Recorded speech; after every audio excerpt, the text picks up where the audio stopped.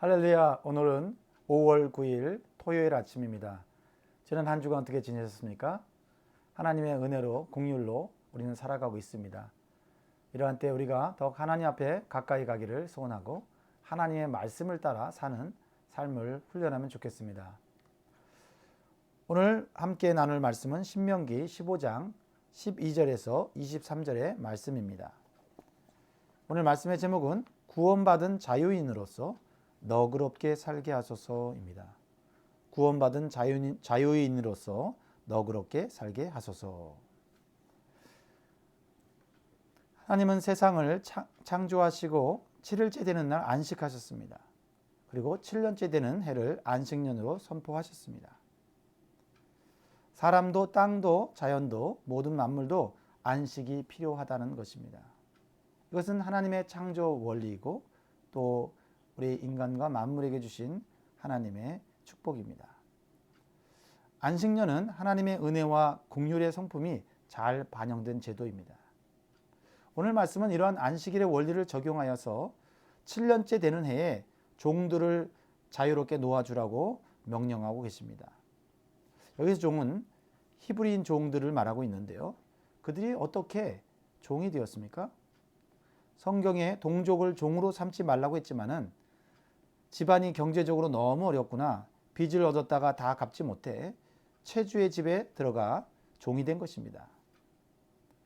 그러면 채주는 6년 동안 그 종을 부리다가 7년째에는 종을 자유롭게 놓아주라는 것입니다.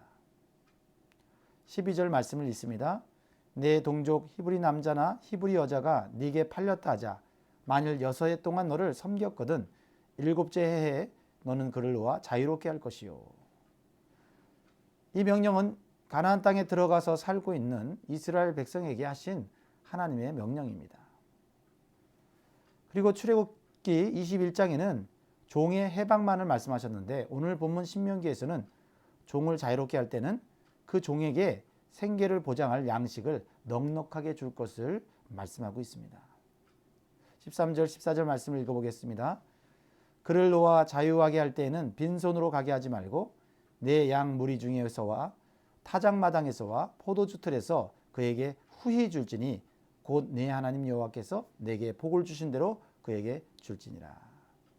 주인의 입장에서는 종을 내보내는 것도 쉽지 않은 일인데 그들에게 후히 주라고 하는 말씀은 더욱더 어려운 것처럼 보입니다. 왜 하나님께서 이렇게 하도록 하시는 이유가 무엇일까요? 그것은 이스라엘 백성 모두가 다 애굽의 종되었던 노예였다는 것입니다.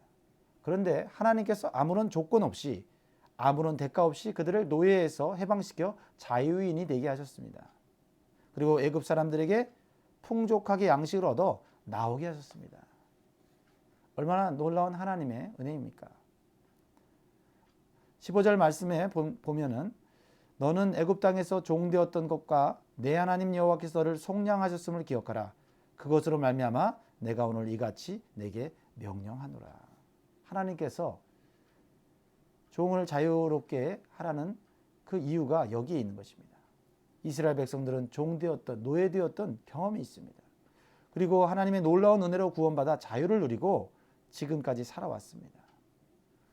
그러므로 어떠한 이유든지 동족을 계속해서 종으로 삼는 것은 하나님의 구원의 은혜를 망각하는 것이고 그 은혜를 실천하지 않는 것이 되는 것입니다. 그러므로 7년째의 종을 자유롭게 내보냄으로 인해서 하나님의 사랑을 실천하고 이러한 자유를 경험케 함으로써 하나님의 성품을 드러내는 것이고 하나님의 이름을 높이는 것이 되는 것입니다. 우리에게 적용해 봅니다. 우리도 하나님을 알지 못할 때 죄의 종으로 마귀의 종으로 살아왔습니다. 그러나 하나님의 놀라우신 은혜로 말미암아 예수 그리스도를 이 땅에 보내시고 예수 그리스도의 대속의 죽으심으로 우리가 구원을 얻었고 죄로부터 마귀로부터 자유함을 얻었습니다. 그리고 그 은혜로 우리는 오늘도 살아가고 있고 또한 천국의 소망 가운데 사는 복된 인생이 되었습니다. 그러므로 구원받은 우리는 직장에서나 사회에서 다른 사람들을 종처럼 부리면 안 됩니다. 그들이 잘못했을 때 하나님의 사랑으로 용서하고 그들에게 풍성한 하나님의 은혜를 베풀어야 될 사명이 있는 자유인인 것입니다. 그래서 구원받은 은혜가 얼마나 큰 것인지를 이웃들에게, 다른 사람들에게 알게 할 필요가 있는 것입니다. 그런데 이러한 하나님의 뜻과 명령을 순종하기를 어려워하는 자들에게 하나님은 권면과 함께 축복을 약속해 주시는 것을 보게 됩니다. 18절 말씀을 읽어봅니다. 그가 6해 동안에 품꾼의 삭세배나 받을 만큼 너를 섬겼은즉 너는 그를 놓아 자유하게 하기를 어렵게 하지 말라. 여기지 말라. 그리하면 내 하나님 여호와께서 내 범사에 내게 복을 주시리라. 6년 동안 종이 그 집안에서 종으로서 섬겼다면 품꾼보다 더 많은 일을 했다는 것입니다. 충분히 그 값을 치루었다는 거죠. 그리고 하나님께서 이 말씀을 순종하는 자에게는 범사에 복을 주실 것이라고 약속해 주셨습니다. 그럼에도 불구하고 현실의 손실을 집착하여 종을 자유롭게 내보내지 못하는 사람들이 있을 것을 예상해서 이 말씀을 주시는 것입니다. 그것은 인간의 탐욕과 하나님에 대한 불신이라는 사실을 우리는 기억해야 하는 것입니다. 오늘날에 적용해 보면 직장에서 상사로서 직원을 과도하게 부려먹으면서도 합당한 대우를 해주지 않는 경우를 보게 됩니다. 이것은 자신이 받은 하나님의 은혜를 망각하는 일이 될 수 있다는 것입니다. 과연 이러한 사람에게 하나님께서 말씀하신 범사의 복을 주실까요? 또한 16절에 보면 종이 주인을 사랑하여 계속 종으로서 그 집에 있기를 원하면 그 귀를 뚫어서 그 집의 종으로 영구히 있도록 하였습니다. 16절 17절 말씀을 읽습니다. 종이 만일 너와 내 집을 사랑함으로 너와 동거하기를 좋게 여겨 내게 향하여 내가 주인을 떠나지 아니하겠노라 하거든 송곳을 가져다가 그의 귀를 문에 대고 뚫으라. 그리하면 그가 영구히 내 종이 되리라. 내 여종에게도 그같이 할지니라. 이것은 주인이 하나님의 사랑을 가지고 그 종들을 인격적으로 대했기 때문에 이러한 일들이 있을 수 있다는 것입니다. 당시 문화 속에서는 노예는 사람 취급을 받지 못했습니다. 비인격적인 대우를 받는 것이 다반사였습니다. 하지만 자유할 수 있음에도 불구하고 그 주인의 집에 종으로 죽을 때까지 있겠다고 결심하는 것은 그 종들이 가족처럼 대우를 받았다는 것을 의미하는 것입니다. 우리는 이것을 또한 우리의 삶 가운데 적용해 볼 수 있습니다. 예수 그리스도와 성도와의 올바른 관계를 보여주는 모습인 것입니다. 우리의 주인 되시는 예수님께서 우리를 하나님의 자녀로 대해 주시고 풍성한 은혜를 주셨습니다. 그래서 귀를 뚫어서 그분의 종으로 살아가겠다고 결단하는 것은 멸망할 세상에 속하여 사는 것보다 더 복되고 귀한 것임을 고백하는 것입니다. 그래서 사도 바울은 자신을 사도와 예수 그리스도의 종으로 자신을 표현하기를 즐거워하고 영광스럽게 생각했습니다. 서신서를 보면 사도 바울은 자신이 그리스도의 종이다 라고 고백하고 있습니다. 여러분들은 누구의 종으로 살기를 원하십니까? 세상과 죄의 종이 아니라 거룩한 하나님의 종으로 살기를 결단하는 시간이 되기를 바랍니다. 마지막으로 하나님은 가축의 처음 난 것을 구별하여 하나님께 드리라고 말씀하십니다. 19절 말씀입니다. 내 소와 양의 처음 난 수컷은 구별하여 내 하나님 여호와께 드릴 것이니 내 소의 첫 새끼는 부리지 말고 내 양의 첫 새끼의 털은 깎지 말고 라고 기록하고 있습니다. 소와 양의 처음 난 것을 구별하라는 말씀은 출애굽 사건과 관련이 있습니다.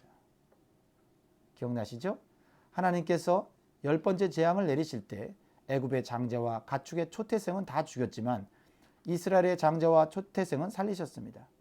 그래서 사람이나 가축의 초태생은 하나님 것이라고 선포하셨습니다. 하나님은 이러한 놀라운 구원을 기억하도록 흠이 없는 소와 양의 수컷을 하나님께 드리라고 말씀하고 있는 것입니다. 우리는 날마다 하나님의 놀라운 구원을 기억하며 살아가야 할 것입니다. 이 흠없는 초태생을 드리라고 한 표현은 바로 죄 없으신, 흠 없으신 예수 그리스도를 의미하고 십자가에서 하나님께 첫 열매로 드려진 것을 의미하는 것입니다. 우리는 예수 그리스도를 따라서 하나님께 감사와 영광을 돌리는 삶을 살아야 할 것입니다. 또한 23절에 피를 먹지 말라고 한 것은 피는 생명을 의미하고 생명은 하나님께 속한 것임을 기억하도록 교훈하는 것입니다. 말씀을 맺겠습니다. 사랑하는 성도 여러분, 우리가 구원받은 은혜와 죄사함의 자유가 얼마나 큰 것인지를 알아야 합니다. 이렇게 코로나 바이러스로 인해 공포와 혼란 가운데 있어도 우리가 견딜 수 있는 소망이 있는 것은 구원받은 자만이 누리는 자유이고 축복인 것입니다.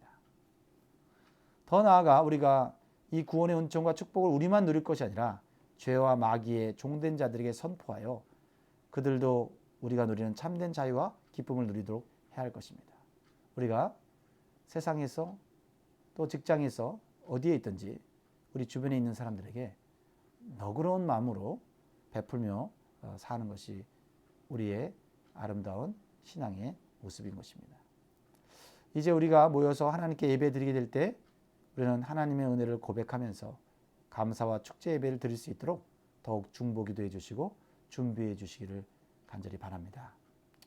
오늘 토요일입니다. 내일 주일 예배를 우리가 사모하면서 오늘 가족과 함께 또 복된 시간 되시기를 바랍니다.